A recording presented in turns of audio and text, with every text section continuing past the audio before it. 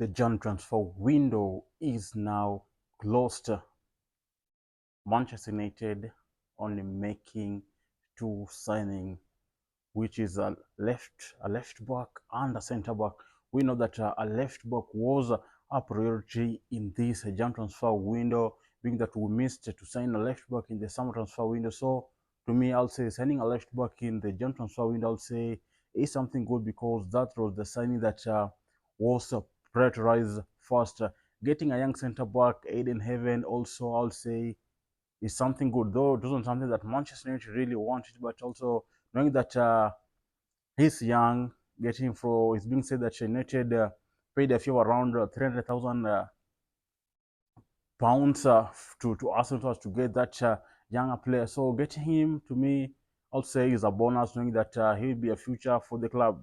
Look at his age; I think he's 19-year-old, if I'm not mistaken. So managing to sign Patrick Dogu, a left back from Lecce, for 30 million pounds, and also Aiden Heaven for 300,000 pounds, I'll say it's something good. But I expected us also to sign as a forward, a striker.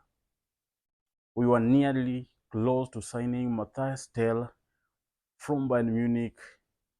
The player himself rejected Tottenham Hotspur at first when Tottenham Hotspur came offering Bayern 50 million pounds for the player, but the player himself rejected, saying that he wanted to join Manchester United.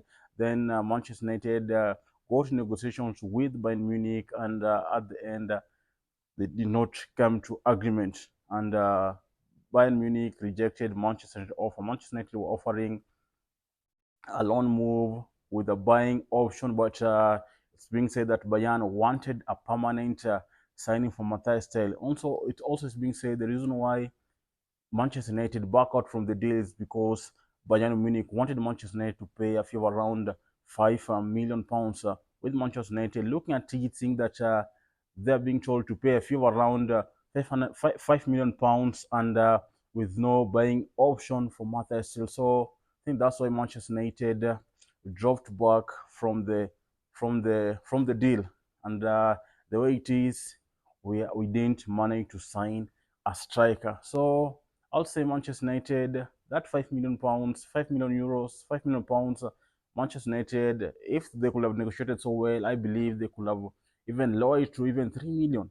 And get looking at our forward, we saw the game against Crystal Palace where Ruben Amorim had to start a central midfielder, Kobe Mino, as a false nine. Looking at that, we have two strikers sitting on the bench, Zaxi and Rasmus Højlund. That shows how our forward are not that good enough. So Matthias Tel could, if Matthias Tel was, if Manchester United could have managed to bring Matthias Tel into the squad, I would say it would be something good. Look at his age. At least he could have at least help us score those goals for those 6 months that he could be here. But the way you see it, we're still left with those two strikers. Let's see how things will unfold at the end of the season. Maybe they will turn things around and start scoring more goals. You can also see Manchester United sends two of their forwards on loan. That's Anthony to Real Betis and also Marcus Rashford to Aston Villa. You can see, and there were no replacement. I was like taking two players on loan, and we have no replacement. That's making us being short, being less of a forward. We have now lesser forwards, two less forwards in the squad. So we only have four forwards. That's Amad Diallo, Alejandro Garnacho, Zaxi, and Højlund. You can see we only have four forwards, which doesn't look so good with us. You can see we are less with the two forwards. We could have even brought one, signed even one forward as a replacement. You can see the way we are. We're not in a good position. Look at our position in the Premier League. We're in the 13th position, and we didn't mind to bring in replacements for either either Rashford or Anthony. I saw Manchester City transfer. They spent over around 200, I think 200, 200 million pounds for four players, each costing Omar Mamous costing 75. I don't know the other ones. I think they're just, you could see they're buying their players. So in those four players, two of them are centre backs. Look at Manchester City centre back Nathan Ake and Diaz got injured, and Guardiola saw what Manchester City saw. They were not in a good position. Looking at this, their first setback under Pep Guardiola, and they had to strengthen back. Looking at Diaz and Nathan Aka got injured, so they had to brought in two players to replace them. You can see that's a good business. And also, they also bought a midfielder, and also I think it was Guterres or who, and also bought a forward. You can see Doku was injured, so Omar Mamous replaces Doku. You can see the other forward replaces who? Rodri, who's still injured. And Manchester United, who brought in Ruben Amorim in the middle of the season when he was told it's now or never. And we expected, he was told it's now or never. That's why he left in the middle of the season and came to join Manchester United. Even him, he knew he would be backed so well in the Jan transfer window. Looking at the system that has brought Manchester United, the players that we have are not that good. So we expected Ineos and Glazers to support Amorim in the Jan transfer window. You see the way Guardiola has been supported.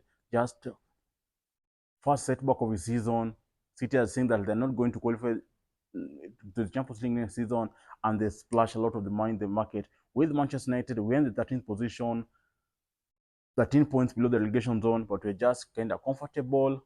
Bring Doku. I would say a left back was just a priority. A left back was just needed, and after there, we just relax. And you can see that left back was brought after a lot of pressure. I think 3 days before the John transfer window closes, when United went for Patrick Dogu, and so I would say we overpaid on him. We overpaid on him because there's a player that United could have paid around 21 million pounds, 25 million pounds, but being that we are in a lot of pressure, we paid 30 million, and Lecce wanted 34 million. So even if we overspent, but all in all, we had to bring in a left back, which was a priority. Looking at Diego Dalot, that left wing back was never been good. He has not been good since the season began, and I think that I'm happy at the end of this Jan transfer window because we have finally brought in a left back, and I will no longer be seeing the lot in that position. He has just been not good for us in that season since the season began. I think that's what I will be hanging on. And also, you can see it also being said that the reason Manchester United didn't spend much is because of the PSR, profit sustainability rule, where Manchester United needed to sell players to get the profits so as to buy. And this could happen only if either Alejandro Garnacho and Kobe Mena could have been sold. We saw Garnacho, where Napoli brought in 3 offers which were rejected, which did not please Manchester United. And you can see now Garnacho has said that Manchester United, that's also what I wanted. Garnacho staying. Imagine if you see, we sold Garnacho. If you could have sold Garnacho, taken Anthony and Rashford on loan, I know Manchester United could not easily get to manage to bring in a replacement. We could have been sure. We could have now been remaining with Zaxi, Hoyland, and who? Ahmad. So I think Garnacho saying to me is something good. Imagine if you could have sold him to our rival, Chelsea. Chelsea also showed interest, but Chelsea did not manage to bring an offer. I also expected Manchester United to also saw Manchester United trying to inquire about a loan offer for Christopher Nkunku, but Chelsea rejected that because Nkunku wanted to stay at Chelsea, and he stayed. And also, I thought United also could have gone for Lionel Bailey of Aston Villa, but seems like Aston Villa did not want to sell him and wanted to keep him at the club. So the only loan that is still going is the loan of Malasia. You can see he has gone to Netherlands. The negotiations are in the final stages. So the Netherlands window has not yet closed. It closes on the 4th of February, which is in my own time zone. It's already 4th February, so it will be closing today. So I think that deal is expected to be confirmed today. So I think we also him Malaysia going. So Real Betis showed interest, but it didn't materialize so well. Benfica, I think it was on Thursday, where Malaysia accepted to join Benfica. There was negotiation between Manchester United and Benfica, but at the end it collapsed because of the transfer fee. It seems like the transfer fee that Benfica wanted to offer Manchester United was not that satisfying to United. So I think that's why the deal collapsed. Now with PSV being staged in the final stages and also medicals being booked, you can now see Malaysia travel to Netherlands. That shows that deal is going to happen. So another player that we see going on loan is Malaysia. So Manchester United have taken 3 players on loan. That's Anthony.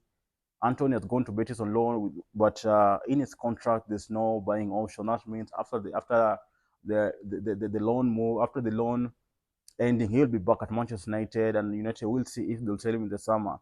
Rashford has a buying option in his contract that's around 40 million. I think it's 40 million pounds. Yeah, if he'll please Aston Villa and perform so well, United will have to sell him to Aston Villa. And that contract also has a 3-year contract of 40 million pounds. So I think that's just how things unfolded. 3 players on loan, which you saw Rashford as a player that didn't play so much at Manchester United and also did want to leave.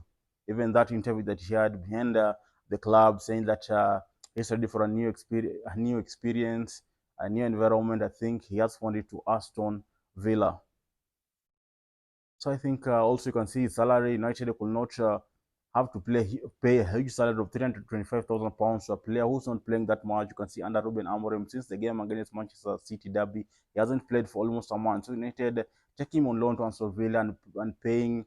I think Aston Villa are covering 70% of his wages. That means Aston Villa will be paying around 227,000 pounds of his weekly wages. So United paying that less and the players not here, I think is something for them. It's they kind of bit cutting cost.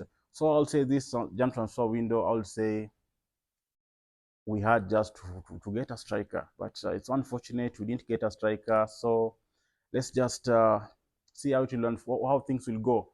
I hope the players that we have will survive well with them until the season end. At least we'll be in a good position with them. Also, player like Casemiro are expected to leave, but things might change. Most of Manchester United players, maybe Casemiro might leave because if you want, because you can see the Turkish league has not yet the transfer in the Turkish league has not yet closed. In the Portugal league hasn't been closed, and in the Italy league hasn't been closed. They're closing, I think, tomorrow, and the Turkish league closes on the 11th of February. So you can see there's a little bit of time for this other player. If offer will come for Casemiro, he will go because you can see he's not having that much playing time under Ruben Amorim. So if he want to leave, an offer comes from Turkey league, either Galatasaray or any team, any club, he will go. You can see if those leagues, those countries' transfer windows are still open. They can only buy from the English league, but the English league we can't buy in the league. So I think this transfer window, I'll say the most thing I'll say I'm excited much about it is because we have signed a left back, which was a priority. These are position that we really wanted. If we could have met in this signing, that's what I could have said. The transfer was bad, but overall, I'll say let's and see how things will work in the summer transfer window. I hope it's being said in the summer transfer window, maybe if players like Victor Lindelof leave, Eriksen leaves, and either Anthony is being sold or Rashford, I think will help Manchester United getting some good profits at least to spend much in the summer transfer window. And I think that's how things will be. So in the meantime, the John transfer window it has now closed, and Patrick Dogu to me, I'll just wait and see how he will perform. So Ineos and Glazers were waiting for you in the summer transfer window. He had an excuse hiding behind the PSR in the summer transfer window is where we will see how you will hide. We'll need more spending there. Amorim will need to rebuild the team. Will not be given the players that really can play with his system. So I think that's all I had for you, and thank you for watching. Talk to you in the next one.